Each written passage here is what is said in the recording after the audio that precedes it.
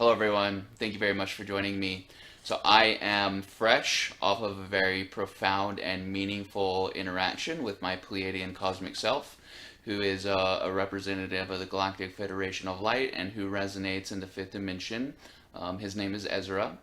So he gave to me something that is known as the seven Eso-Egoic Principles for becoming multidimensional. And he claims he came up with this, and I like to play games with him and pretend that he didn't. And it's kind of like a loving and playful back and forth that we have with each other.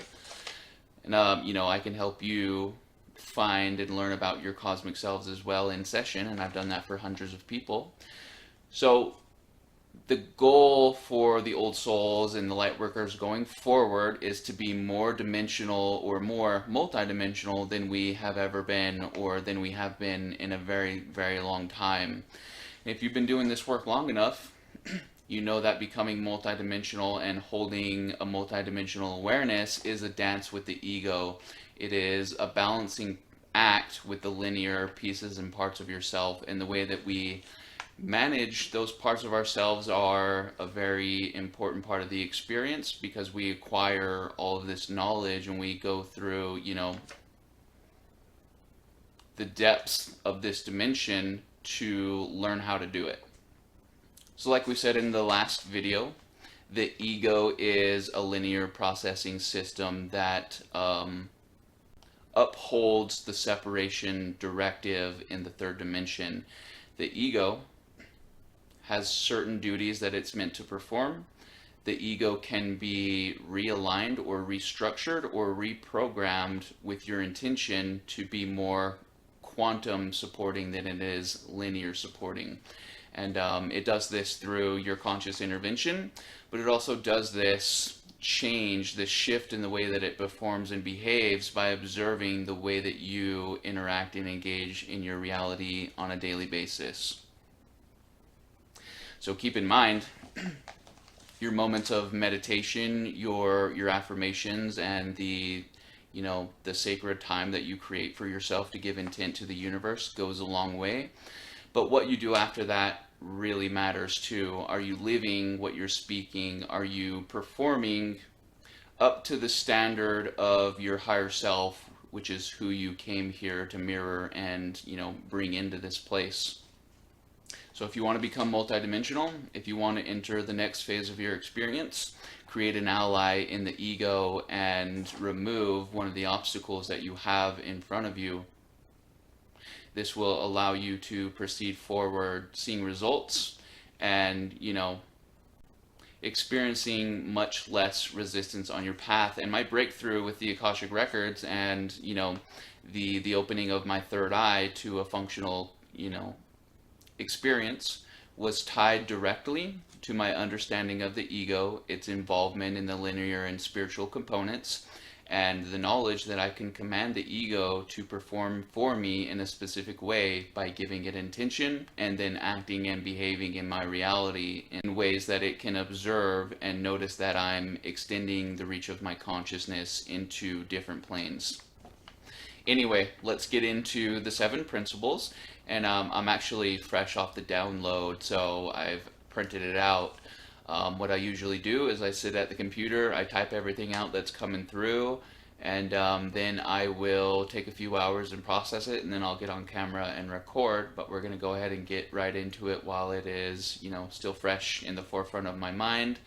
And what I'm going to do is I'm going to give you the seven principles. I'm going to give a brief explanation on how it, influences the ego and how it makes us become more multidimensional when we practice it. But I'm going to leave the longer descriptions that came through for, I'll probably put them in the description. So if you want a more detailed explanation, go ahead and look there. But let's get into it. So I've got number one, self-awareness, practicing self-awareness. And the idea is that when we practice self-awareness, when we know or are in search of the authentic self, we eliminate the ego's need to compensate for anything that we aren't or anything that we don't yet know about ourselves. So how self-aware are you when the ego is doing its work? It's going to make an assessment of based on where you are, and where you are is going to determine what the ego does and doesn't do. So keep that in mind. Number two is showing and expressing compassion, and this is something that you're obviously going to want to do as much as possible. You and I are loving, compassionate, and considerate beings. We also understand the energetic elements of what is exchanged when compassion is given. When we are compassionate with others, when we're compassionate with ourselves, not just others, we eliminate some of these survival instincts that the ego operates from.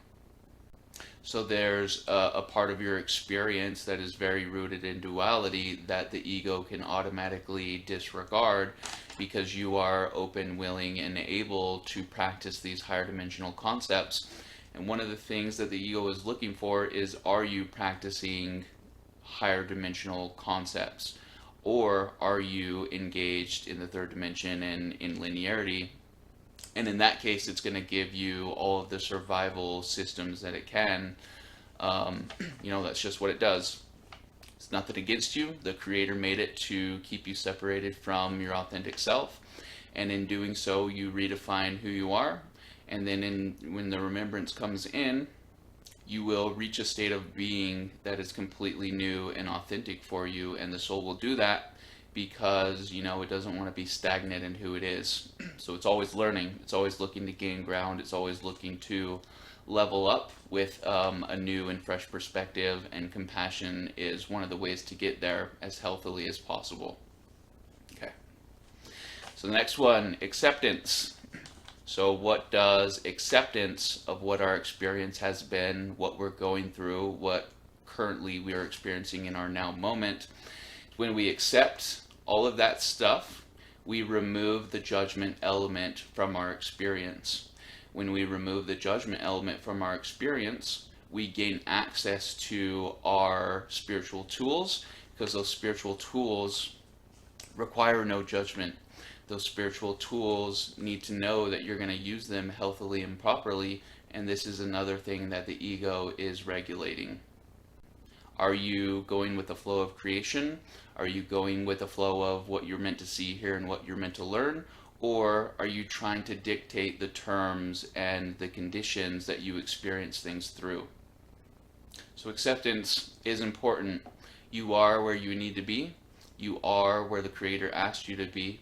Establish that within yourself going forward, and you will make the ego's job a lot easier, because you will be fulfilling your reason for being here rather than having it fulfilled for you.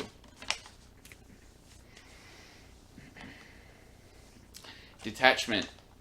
We want to detach from anything that is no longer serving us, anything that is old and meant to be left behind, and everything that cannot go with us into the higher plane, which is the fifth dimension.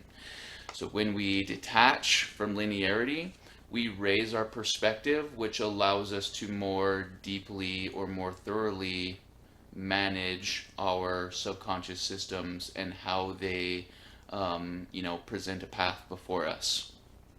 So detach from linearity, ascend into a higher plane and a higher perspective, and the ego will accept this higher calling and work to facilitate it. Okay, seeking balance. When we seek balance within ourselves, when we seek balance within the body, mind, and soul, and everything that we have to juggle and manage in this place, just that pursuit alone requires you to engage in pieces and parts of yourself that aren't normally on the surface. So the act of seeking balance is a multidimensional one in itself, in that we have to measure and determine what is and isn't working. And when we see an imbalance within ourselves, we take action and we correct that imbalance, and that will allow the ego to take a load off, because it doesn't have to, like we said with the other things, uphold as much for us.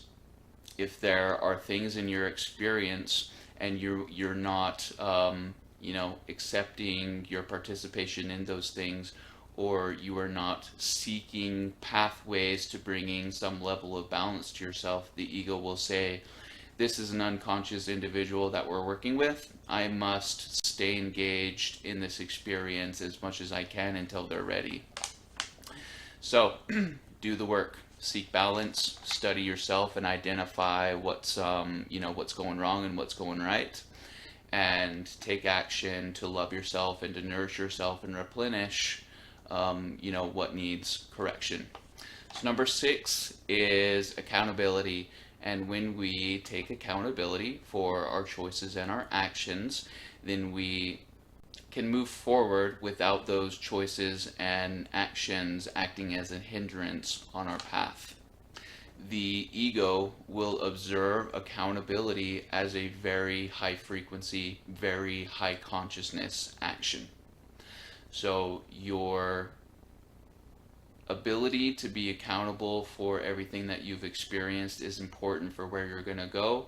And when you're accountable for what you've manifested, you can leave behind the what ifs or the why me's, and the ego responds to that. When we're engaged in the what ifs and the why me's, the ego will have to compensate for something. There's something in the illusion that it's trying to make up for. So be accountable, move on to the next phase of your experience without being weighed down by the weight of what was, and know that what you experienced before and what you created before was what was necessary to get you to where you're going next. So the ego appreciates accountability and will see that as an act of strength and divinity, and then will act accordingly. So the 7th and final one is being open to transformation. So we are in this experience being tasked with leaving behind everything that we aren't and remembering everything that we are. When we're not willing to change, when we're not open to transforming, the ego has no reason to help us promote any level of clarity or spiritual growth, and it will determine that there are still lessons that need to be learned, so that I need to keep this soul engaged in the experience. Otherwise, they'll have to do it over again. Anyway, I hope that these principles helped you out. I think they will be really meaningful for me going forward, and actually has expanded my awareness of the way that things work. The ego is not only looking for our conscious direction and our conscious intentions. The ego is observing our reality, the way that we act and behave, the way that we treat others, and everything that goes into being higher consciousness versus limited consciousness. Anyway, I will see you very soon. Look in the description for the expanded definitions of the principles, and see you next time. Bye.